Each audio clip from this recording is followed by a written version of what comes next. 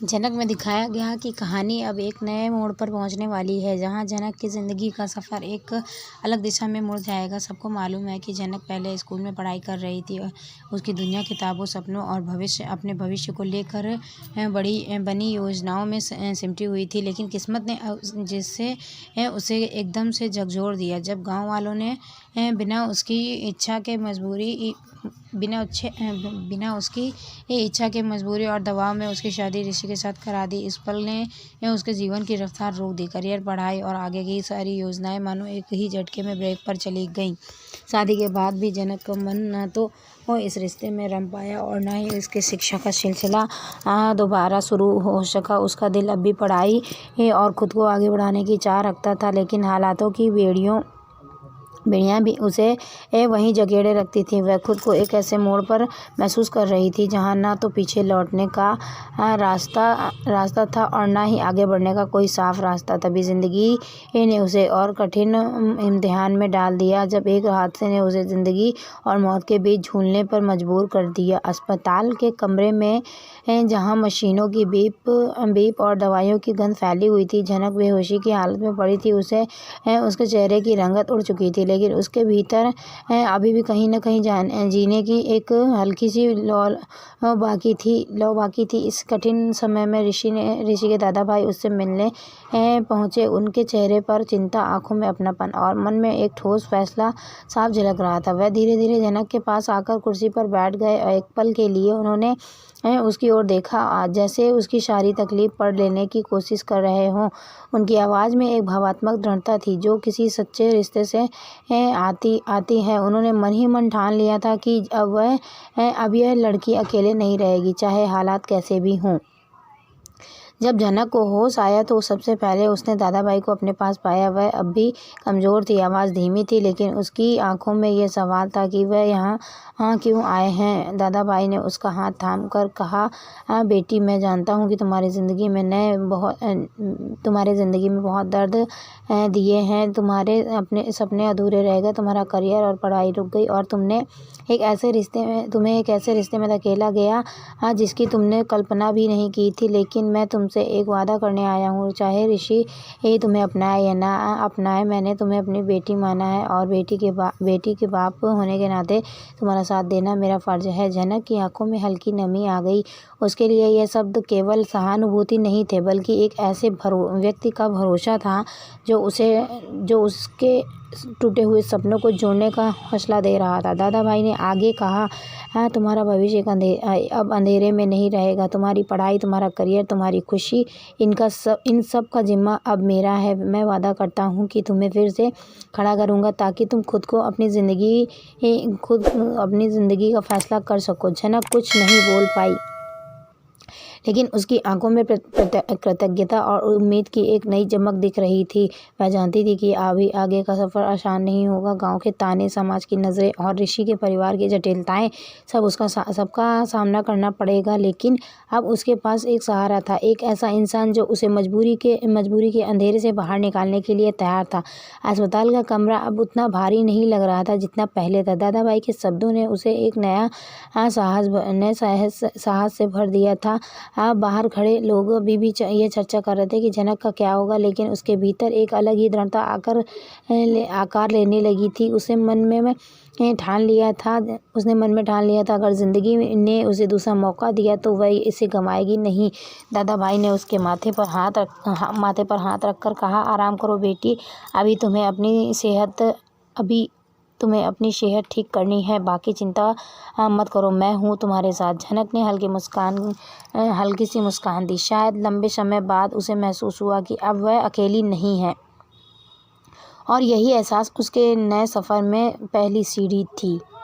कमरे की खिड़की में आती हल्की धूप उसके चेहरे पर पड़ रही थी, जैसे खुद किस्मत कह रही हो कि अब समय बदलने वाला है। उसकी ज़िंदगी में जो ठहराव और मजबूरी का दौर था, अब वह धीरे धीरे ख़त्म होने की ओर बढ़ रहा था। यह सफ़र आसान नहीं होगा, लेकिन अब यह सफ़र उसका अपना होगा, जहाँ वह अपने फैसले खुद लेगी और जहाँ उसके सपनों को पूरा करने का अधिकार केवल उसी का होगा। दादा भाई के चेहरे पर उस समय एक अजीब सी दृढ़ता और कोमलता का मेल था। वह जानते थे कि जनक की ज़िंदगी अब तक उतार चढ़ाव से भरी रही है, लेकिन उनका मानना था कि अगर सही समय पर सही सहारा मिल जाए तो कोई भी कठिनाई पार की जा सकती है। उन्होंने खुद से वादा किया कि वह जनक को अपने साथ रखेंगे, उसे अपने घर का हिस्सा बनाएंगे और उसे वो सब खुशियाँ देंगे जिनकी वो हकदार है, लेकिन अब वंचित हो रही थी। अब तक वो वंचित रही है। जो उनके मन में यह भी साफ था कि यह फैसला सिर्फ भावनाओं का नहीं बल्कि एक जिम्मेदारी का हिस्सा है। एक पिता समान भूमिका निभाने का संकल्प। कोलकाता की हवा, वहाँ का माहौल, वहाँ की बेहतर शिक्षा, यह सब जनक के लिए एक नया अध्याय खोल सकता था। जब उन्होंने नूतन और पराशर के सामने यह बात रखी तो शुरू में दोनों थोड़े चुप हो गए। यह एक बड़ा फैसला था जो जनक के पूरे भविष्य को प्रभावित करने वाला था, लेकिन जैसे जैसे दादाभाई ने अपने इरादे और योजनाएं समझाई, उनके मन का संकोच धीरे धीरे दूर होने लगा। नूतन को हमेशा इससे लगता था कि जनक के लिए गाँव की सीमाओं से बाहर निकलना ज़रूरी है, लेकिन वह कभी हिम्मत नहीं जुटा पाई। अब जब कोई इन्हें समर्पण के साथ आगे आया था तो उन्हें राहत महसूस हुई। पराशर भी ये समझते थे कि दादाभाई सिर्फ कहने भर के लिए ये जिम्मेदारी नहीं ले रहे हैं, बल्कि सचमुच जनक के भविष्य को संभालने का इरादा रखते हैं। नूतन ने धीरे से कहा, अगर तुम सच में उसका ख्याल रख सकते हो तो मुझे कोई ऐतराज़ नहीं। उनकी आंखों में एक माँ की चिंता और विश्वास दोनों थे। पराशर ने भी हामी भरते हुए कहा कि वे जानते हैं दादाभाई जनक के लिए किसी भी तरह का समझौता नहीं होने देंगे। इस तरह यह तय हो गया कि जनक अब कोलकाता जाएगी, जहां उसकी पढ़ाई, कैरियर और ज़िंदगी का नया सफ़र शुरू होगा। जनक खुद इस फैसले से उलझन में थी। एक तरफ उसकी खुशी थी कि कोई उसके सपनों को इतना महत्व दे रहा है, दूसरी तरफ वह अपनी घर, अपनी माँ और बचपन की यादों से दूर जाने के विचार से थोड़ी उदास भी थी। लेकिन जब उसने दादाभाई के चेहरे की सच्चाई देखी तो उसे लगा कि शायद यही रास्ता सही है। उसने चुपचाप हामी भर दी, मन में सोचते हुए कि ज़िंदगी का यह मोड़ शायद उसे एक नई पहचान देगा। कोलकाता जाने की तैयारी शुरू हो गई। दादाभाई ने पहले ही वहाँ उसके लिए एक अच्छे कॉलेज में एडमिशन की व्यवस्था कर दी थी। उन्होंने यह भी सुनिश्चित किया कि उसे रहने के लिए सुरक्षित और सुकून भरा माहौल मिले। नूतन और पराशर के लिए यह भावुक पल था, अपनी बेटी को विदा करना। लेकिन इस बार विदाई सिर्फ शादी या मजबूरी की नहीं बल्कि उजले भविष्य की थी। लेकिन कहानी यहीं ख़त्म नहीं होती। जनक की ज़िंदगी में अभी भी कई अनकहे अध्याय बाकी थे। कोलकाता में नई शुरुआत के साथ साथ पुरानी ज़िंदगियों के कुछ रिश्ते दोबारा जुड़ने वाले थे। इनमें सबसे चौंकाने वाला नाम था ऋषि, जो कभी जनक की ज़िंदगी का अहम हिस्सा रहा था, अब तक उससे दूर था। उनकी पिछली मुलाकातें हमेशा किसी न किसी गलतफहमी, तनाव या मजबूरी में हुई थी, लेकिन इस बार हालात अलग होने वाले थे। ऋषि का कोलकाता आना सिर्फ एक इत्तेफाक नहीं था, बल्कि एक कहानी का मोड़ जिसमें किस्मत दोनों को फिर एक ही रास्ते पर लाने वाली थी। वह कैसे और कब सामने आएगा यह किसी को नहीं पता था, ना जनक को, ना दादाभाई को, ना ही बाकी परिवार को।